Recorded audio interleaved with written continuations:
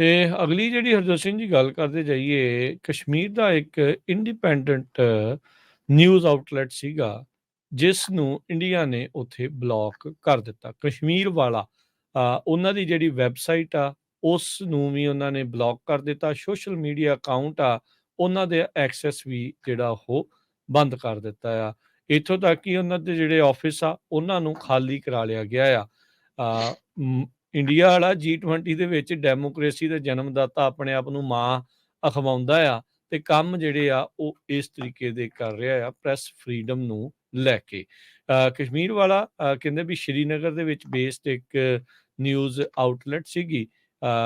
ਜੇ ਹੁਣ NBC news ਦੀ ਪੜ੍ਹੋ ਤਾਂ ਪਹਿਲੀ ਲਾਈਨ ਉਹ ਕਹਿੰਦੇ ਵੀ ਇੰਡੀਅਨ ਐਡਮਿਨਿਸਟ੍ਰੇਟਡ ਕਸ਼ਮੀਰ।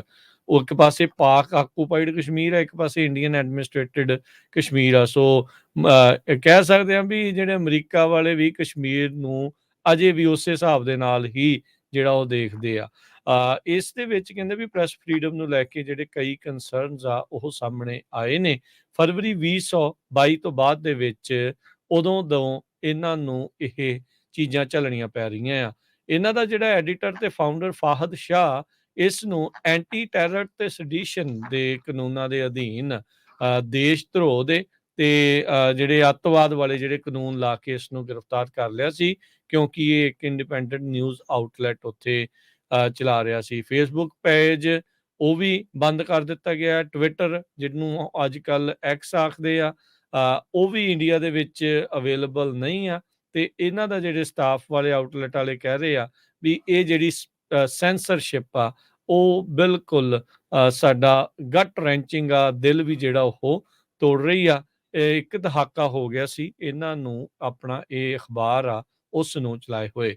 ਮੋਦੀ ਜਦ ਇੱਥੇ ਪਹੁੰਚੇ ਸੀ, ਜਿਸ ਨੂੰ ਅਖਬਾਰ ਆਪ ਲਿਖਦੀ ਆ, ਹਾਈਲੀ ਪੋਪੂਲਰ ਹਿੰਦੂ ਨੈਸ਼ਨਲਿਸਟ ਜਿਹੜਾ ਲੀਡਰ ਆ, ਵੀ ਉਹ ਕਹਿੰਦੇ ਵੀ ਤੀਜੀ ਆਪਣੀ ਟਰਮ ਦੇ ਲਈ ਇਸ ਅਗਲੇ ਸਾਲ ਇਲੈਕਸ਼ਨ ਰਨ ਕਰ ਰਿਹਾ ਆ, ਤੇ ਪ੍ਰੈਸ ਫਰੀਡਮ ਦੇ ਉੱਤੇ ਉਸ ਨੇ ਚੰਗੀ ਤਰ੍ਹਾਂ ਸ਼ਿਕੰਜਾ ਜਿਹੜਾ ਆ ਉਹ ਕੱਸਿਆ ਹੈਗਾ ਆ। ਸੋ 2019 ਦੇ ਵਿੱਚ ਮੋਦੀ ਨੇ ਜਿਹੜੀ ਅਟੋਨਮੀ ਸੀਗੀ ਕਸ਼ਮੀਰ ਦੀ, ਉਸ ਨੂੰ ਰਿਵੋਕ ਕਰ ਲਿਆ ਸੀਗਾ, ਤੇ ਹੁਣ ਇਹ ਕਸ਼ਮੀਰ ਵਾਲਾ ਜਿਹੜੀ ਅਖਬਾਰ ਸੀ ਉਸ ਨੂੰ ਵੀ ਇੱਕ ਹਿਸਾਬ ਦੇ ਨਾਲ ਇਹਨੇ ਤਾਲੇ ਲਗਵਾ ਦਿੱਤੇ। ਜੀ, ਸੋ ਬਿਲਕੁਲ ਕਹਿੰਦੇ ਵੀ ਜਿਹੜਾ ਕਨਸਟੀਟਿਊਸ਼ਨ ਆਫ ਇੰਡੀਆ ਆ ਉਹ ਫਰੀडम ਆਫ ਸਪੀਚ ਤੇ ਫਰੀडम ਆਫ ਪ੍ਰੈਸ ਨੂੰ ਪ੍ਰੋਟੈਕਟ ਕਰਦਾ ਆ।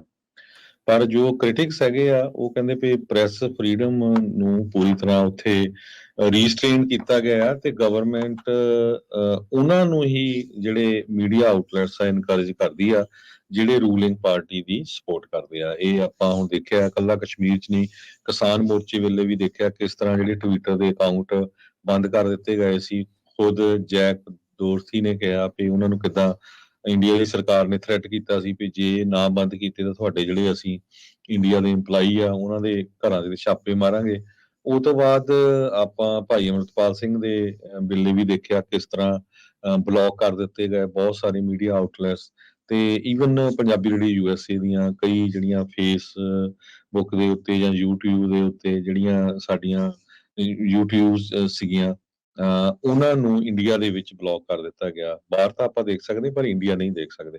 ਸੋ ਉੱਥੇ ਪੂਰਾ ਜਿਹੜਾ ਧੱਕਾ ਆ ਇਸ ਟਾਈਮ ਦੇ ਉੱਤੇ ਚੱਲ ਰਿਹਾ ਆ। ਪਰ ਜਿਸ ਹਿਸਾਬ ਦੇ ਨਾਲ NBC ਨੇ ਨਿਊਜ਼ ਦਿੱਤੀ ਆ, ਸੋ ਅਮਰੀਕਾ ਵਾਲਿਆਂ ਨੂੰ ਸਭ ਪਤਾ ਵੀ ਕੀ ਚੱਲ ਰਿਹਾ, ਤੇ ਬਾਕੀ ਆ ਜਿਹੜੇ ਬ੍ਰਿਕਸ ਦੀ ਮੀਟਿੰਗ ਹੁੰਦੀ ਆ, ਸੋ ਇਹ ਚੁੱਪ ਨਹੀਂ ਕਰਨਾ ਹੁਣ ਇਹਨਾਂ ਨੇ, ਇਹ ਵੀ ਹੁਣ ਪੂਰੀ ਤਰ੍ਹਾਂ ਜਿਹੜਾ ਆ ਐਕਸਪੋਜ਼ ਕਰੂਗੀ। ਜੀ, ਇਹ ਵੀ ਜ਼ਿਕਰਯੋਗ ਗੱਲ ਆ ਵੀ ਵਰਲਡ ਪ੍ਰੈਸ ਫਰੀडम ਇੰਡੈਕਸ ਦੇ ਵਿੱਚ ਇੰਡੀਆ, ਜਿਹੜੀ ਕਿ ਆਪਣੇ ਆਪ ਨੂੰ ਦੁਨੀਆ ਦੀ ਸਭ ਤੋਂ ਵੱਡੀ ਲੋਕਤੰਤਰ ਡੈਮੋਕ੍ਰੇਸੀ ਦਾ ਮਖੌਟਾ ਪਹਿਨੇ ਖੜੀ ਆ, ਆਖਵਾਉਂਦੀ ਆ, 180 ਦੇ ਵਿੱਚ 161ਵਾਂ ਰੈਂਕ ਆ ਪ੍ਰੈਸ ਫਰੀडम ਦੇ ਵਿੱਚ। ਇਹ ਪਿਛਲੇ ਸਾਲ 150 ਤੇ ਸੀਗੇ, ਤੇ 11 ਪਾਇਦੇ ਜਿਹੜੇ ਆ ਉਹ ਹੋਰ ਥੱਲੇ ਨੂੰ ਜਿਹੜੇ ਉਹ ਜਾ ਪਹੁੰਚੇ ਆ। ਸੋ ਇਹ ਲੱਗਦਾ ਨਾਰਥ ਕੋਰੀਆ ਨੂੰ ਜਲਦੀ ਜਿਹੜਾ ਇਹ ਬੀਟ ਕਰ ਜਾਣਗੇ। ਇੱਕ ਬ੍ਰੇਕ ਦਾ ਵਕਤ ਆ, ਬ੍ਰੇਕ ਤੋਂ ਬਾਅਦ ਦੇ ਵਿੱਚ ਫਿਰ ਵਾਪਸ ਆਉਂਦੇ ਆ, ਪਰਤਾਂਗੇ ਤੇ ਇੰਸ਼ੋਰੈਂਸ ਦੇ ਨਾਲ ਬਾਬਤ ਜਿਹੜੀਆਂ ਆ ਉਹ ਗੱਲਾਂ ਬਾਤਾਂ ਤੁਹਾਡੇ ਨਾਲ ਸ਼ੇਅਰ ਕਰਾਂਗੇ। ਜੁੜਾਂਗੇ ਇੱਕ ਬ੍ਰੇਕ ਤੋਂ ਬਾਅਦ 'ਚ। ਤੇ ਬ੍ਰੇਕ ਤੋਂ ਜਾਣ ਤੋਂ ਪਹਿਲਾਂ ਦੱਸਦੇ ਜਾਈਏ, ਜਿਹੜਾ ਸ਼ੁੱਕਰਵਾਰ ਨੂੰ SB ਹਰਜੋਤ ਸਿੰਘ ਜੀ 553 ਦੇ ਪ੍ਰੋਟੈਸਟ ਨੂੰ ਲੈ ਕੇ ਗੱਲ ਚੱਲ ਰਹੀ ਸੀਗੀ, ਇੱਧਰ ਵਾਈਸੇਲੀਆ ਦੇ ਮਰਸਟ ਦੇ ਵਿੱਚ ਜਿਹੜੇ ਜੱਸੀ ਸਰਾਂ ਹੈਗੇ ਨੇ, ਉਹਨਾਂ ਨੇ ਆਪਣਾ ਨਾਮ ਜਿਹੜਾ ਉਹ ਦਿੱਤਾ ਹੈ, ਕਹਿੰਦੇ ਵੀ ਉਹ ਇਸ ਦੇ ਵਿੱਚ ਆਰਗੇਨਾਈਜ਼ ਦੇ ਵਿੱਚ ਅੱਗੇ ਆਏ ਨੇ। ਸੋ ਜੇ ਹੋਰ ਇਲਾਕਿਆਂ ਦੇ ਵਿੱਚ ਇਹਨਾਂ 16 ਵੱਖ-ਵੱਖ ਅਸੈਂਬਲੀ ਮੈਂਬਰਸ ਦੇ ਉਹਨਾਂ ਦੇ ਆਫਿਸਿਸ ਦੇ ਬਾਹਰ ਜੇ ਕੋਈ ਚਾਹੁੰਦਾ ਆ ਵੀ ਉੱਥੇ ਉਹ ਪ੍ਰੋਟੈਸਟ ਕਰਨਾ ਤੇ ਸਾਡੇ ਨਾਲ ਉਹ ਸ਼ੇਅਰ ਕਰ ਦੇਣ, ਤਾਂ ਜੋ ਉਹਨਾਂ ਦੇ ਨਾਲ ਫਿਰ ਲੋਕ ਰਾਬਤਾ ਦੇ ਵਿੱਚ ਜਿਹੜੇ ਉਹ ਗੱਲਬਾਤ ਜਿਹੜੀ ਉਹ ਕਰ ਸਕਦੇ ਨੇ। ਸੋ ਜੇ ਫਰੈਜ਼ਨੋ ਤੇ ਉਹਦੇ ਇਰਦ-ਗਿਰਦ ਦੇ ਇਲਾਕਿਆਂ ਦੇ ਵਿੱਚ ਦੇਖ ਰਹੇ ਆ, ਇੱਥੇ 2 ਕਾਂਗਰਸ ਅਸੈਂਬਲੀ ਮੈਂਬਰ ਅਜਿਹੇ ਨੇ ਜਿਹੜੇ ਇੱਕ ਮਰਸੈਡ ਤੇ ਵਾਈਸੇਲੀਆ ਦੇ ਵਿੱਚ ਨੇ ਉਹਨਾਂ ਦੇ ਆਫਿਸਿਸ।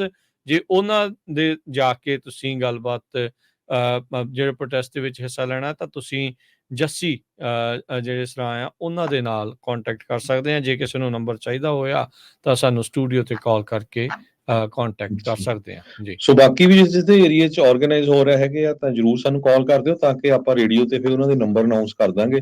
ਕਿਉਂਕਿ ਲੋਕਲ ਜਿਹੜੇ ਤੁਸੀਂ ਕਿਸੇ ਨੂੰ ਵੀ ਕੰਟੈਕਟ ਕਰਨਾ ਲੋਕਲ ਏਰੀਆ 'ਚ ਉਹ ਬੈਟਰ ਹੈਗਾ ਆ। ਇੱਕ ਸੈਕਰਾਮੈਂਟੋ ਤੋਂ ਮੈਨੇਜ ਕਰਨਾ ਬੜਾ ਹਾਰਡ ਹੋਊਗਾ। ਬਾਕੀ ਸੈਕਰਾਮੈਂਟੋ 'ਚ ਵੀ ਬਹੁਤ ਐਕਟੀਵਿਟੀ ਚੱਲ ਰਹੀ ਆ, ਉੱਥੇ ਦੇ ਲੋਕਲ ਅਸੈਂਬਲੀ ਮੈਂਬਰਸ ਨੂੰ ਮਿਲ ਰਹੇ ਹੈਗੇ ਆ। ਕੱਲ ਨੂੰ ਮਿਲਣਾ ਨਾ ਉਹਨਾਂ ਨੇ ਜੀ ਬਿਲਕੁਲ।